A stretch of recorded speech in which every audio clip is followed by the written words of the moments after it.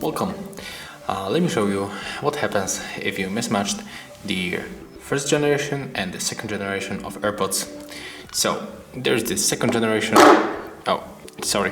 There's the second generation, and we are going out of this right AirPod and opening the first generation.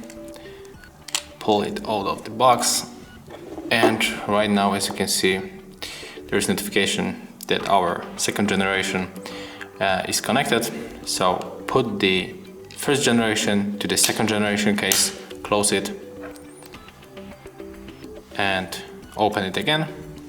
And as you can see, there is the notification that we mismatched the AirPods, and the AirPods in the charging case are different and they do not work together. So you can also check which one is from which generation. So the left is for the second and the right is for the first.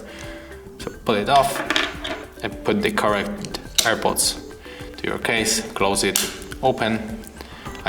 close, open, and now it works.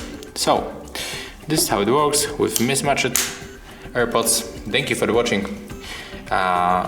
I hope that helped you, and if I do, leave thumbs ups. If you have any questions, leave it in comments, and of course subscribe our channel.